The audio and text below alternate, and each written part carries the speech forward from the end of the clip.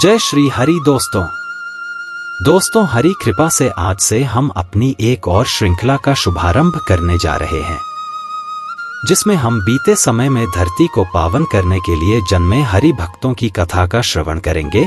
दोस्तों, ऐसा संत जन कहते हैं कि भगवान के भक्तों की कथा सुनने से हमारी भक्ति पुष्ट होती है तथा भगवत प्रेम का अनुराग निरंतर बढ़ता जाता है। तो ये अमृतमयी कथा सुनने के लिए देखते रहिए ज्ञान शास्त्रों से।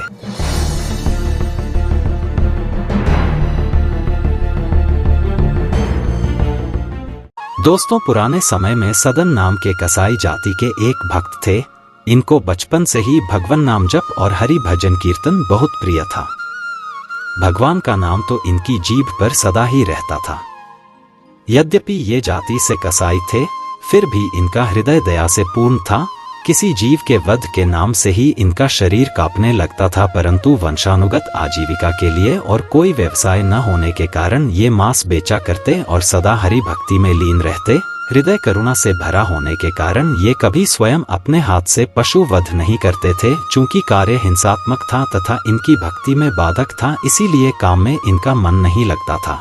पर मन मारकर जातिगत व्यवसाय व परिवार पोषण करने के लिए इनको वह कार्य करना पड़ता था।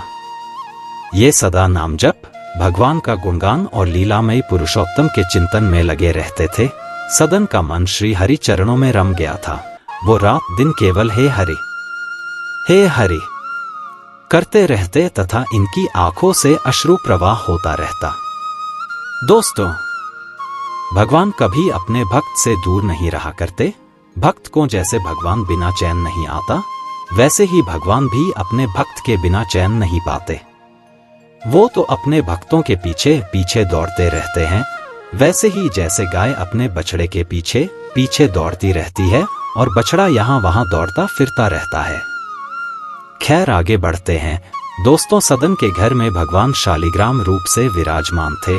सदन को पता नहीं था कि वे तो शालिग्राम को पत्थर का एक बाट समझते हैं और उनसे मांस तौला करते हैं। एक दिन एक साधु सदन की दुकान के सामने से जा रहे थे। दृष्टि पड़ते ही वे शालिग्राम जी को पहचान गए। मांस विक्रेता कसाई के यहाँ अपवित्र स्थल में शालिग्राम जी को देखकर साधु को बड़ा क्रोध आया, परंतु उसकी अज्ञानता देखते हुए उन्होंने सदन को कुछ नहीं कहा और वे उनको सदन से मांगकर अपने साथ ले गए।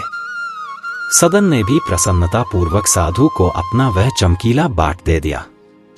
साधु बाबा कुटिया पर पहुंचे और उन्होंने विधि पूर्वक स्नान आदि कराकर व शुद्ध मंत्रोच्चारण के साथ शालिग्राम जी की पूजा की, परंतु भगवान पर उससे कोई प्रभाव नहीं पड़ा। दोस्तों, भगवान को भोग पदार्थों की आवश्यकता नहीं है और न ही कोई मंत्रोच्चारण या पूजन विधि की। वे तो प्रेम के भूखे हैं और बस प्रेम से ही रीझ जाते हैं। चलते हैं आगे। रात में उन साधु को स्वप्न में भगवान ने कहा, तुम मुझे यहाँ क्यों ले आए? मुझे तो अपने भक्त सदन के घर में ही बड़ा सुख मिलता था। जब वह मांस तौलने के लिए मुझे उठाता था और मैं उस तराजू में इधर उधर लुढ़कता था, तब उसके शीतल स्पर्श से मुझे अत्यंत आनंद मिलता था। जब वह ग्राहकों से बातें करता था, तब मुझे उसके शब्द बड़े मधुर स्तोत्र जान पड़ते थे। जब वह मेरा नाम लेकर कीर्तन करता, नाचने लगता था, तब आनंद के मारे मेरा रोम रोम पुलकित हो जाता था। तुम मुझे वहीं पहुंचा दो, मुझे सदन के बिना एक क्षण सुख जान नहीं पड़ता। साधु महाराज जगे। उन्होंने शालिग्राम जी को उठाया और सदन के घर जाकर उसे दे आए। साथ ही उसको शालिग्राम जी के विषय में बता आए और कहा, हे महात्मा सदन, तुम बड़े भाग्यवान हो, क्योंकि तीनों लोकों के स्वामी तुम्हारी सरल भक्ति पर रीझ गए हैं। उनको तुम्हारा स्पर्श बड़ा पुलकित करता है। जब सदन को पता लगा कि उनका यह बाट तो साक्षात भगवान शालिग्राम जी हैं, तब उन्हें बड़ा पश्चाताप हुआ। वे रोते रोते कहने लगे, देखो, मैं कितना बड़ा नीच पापी हूँ। मैंने भगवान को निरादर पूर्वक अपवित्र मांस के तराजू का बाट बना रखा था और तो और उन पर अपने चाकू पर धार भी लगाता था। हे प्रभु, अब आप मुझ नीच को क्षमा करो। अब सदन को अपने व्यवसाय से घृणा हो गई। वे शालिग्राम जी को लेकर पुरुषोत्तम क्षेत्र श्री जगन्नाथपुरी को चल पड़े। मार्ग में संध्या समय होने के कारण सदन जी एक गांव में एक गृहस्थ के घर ठहरे। उस घर में स्त्री पुरुष 2 ही व्यक्ति थे। स्त्री का आचरण अच्छा नहीं था। वह अपने घर में ठहरे हुए इस स्वस्थ, सुंदर, सबल पुरुष पर मोहित हो गई। आधी रात के समय सदन जी के पास चुपके से आकर वह अनेक प्रकार की अशिष्ट चेष्टाएं करने लगी। सदन जी तो भगवान के परम भक्त थे, उन पर उसका कोई प्रभाव नहीं पड़ा। वे उठकर हाथ जोड़कर बोले, तुम तो मेरी माता हो, अपने बच्चे की परीक्षा मत लो मां, मुझे तुम आशीर्वाद दो।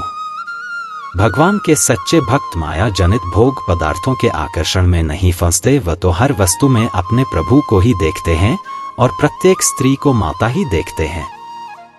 स्त्री का मोहक रूप उनको भ्रम में नहीं डालता।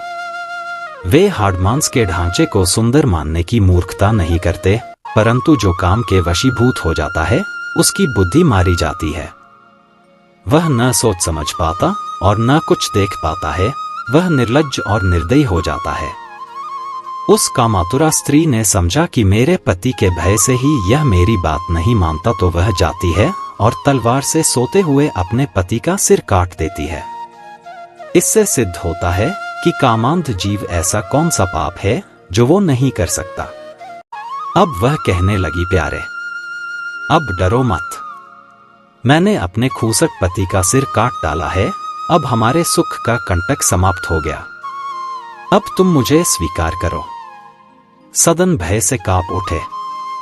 स्त्री ने अनुनय विनय करके जब देख लिया कि उसकी प्रार्थना स्वीकार नहीं हो सकती, तब द्वार पर आकर छाती पीट पीट कर रोने लगी। लोग उसका रुदन सुनकर एकत्र हो गए। उसने कहा, इस यात्री ने मेरे पति को मार डाला है और यह मेरे साथ बलात्कार करना चाहता था। लोगों ने सदन को खूब भला बुरा कहा और कुछ ने मारा भी, पर सदन ने कोई सफाई नहीं दी। मामला न्यायाधीश के पास गया। सदन तो अपने प्रभु की लीला देखते हुए अंत तक चुप ही बने रहे। उनका अपराध सिद्ध हो गया।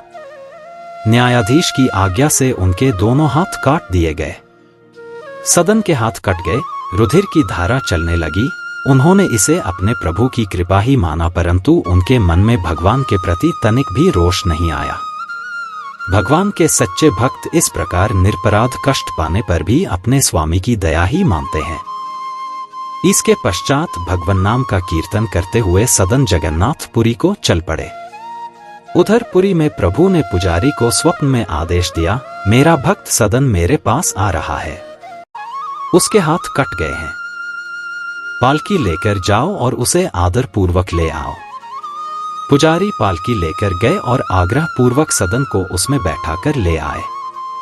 सदन ने जैसे ही श्री जगन्नाथ जी को दंडवत करके कीर्तन के लिए भुजाएं उठाई, तो देखा उनके दोनों हाथ पुनः ठीक हो गए थे। प्रभु की कृपा से हाथ ठीक तो हुए, पर मन में शंका बनी ही रही कि वे कटे ही क्यों। भगवान के राज्य में कोई निरपराध तो दंड पाता नहीं। रात में स्वप्न में भगवान ने सदन जी को कहा, तुम पूर्व जन्म में काशी में सदाचारी विद्वान ब्राह्मण थे। एक दिन एक गाय कसाई के घेरे से भागी जाती है और उसने तुम्हें पुकारा। तुमने कसाई को जानते हुए भी गाय के गले में दोनों हाथ डालकर उसे भागने से रोक लिया। वही गाय यह स्त्री थी और कसाई उसका पति था।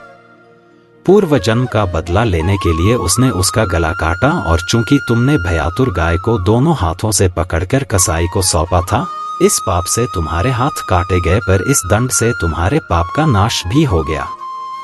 सदन ने भगवान की असीम कृपा का परिचय पाया तो वे भगवत प्रेम में विह्वल हो गए। बहुत काल तक नाम कीर्तन, गुणगान तथा भगवान के ध्यान में तल्लीन रहते हुए उन्होंने पुरुषोत्तम क्षेत्र में निवास किया और अंत में श्री जगन्नाथ जी के चरणों में देह त्याग कर वे परमधाम को चले गए। दोस्तों, ऐसे और भी अधिक रोचक और मनोरंजक जानकारी के लिए लाइक, शेयर और सब्सक्राइब कीजिए ज्ञान शास्त्रों से यूट्यूब चैनल को।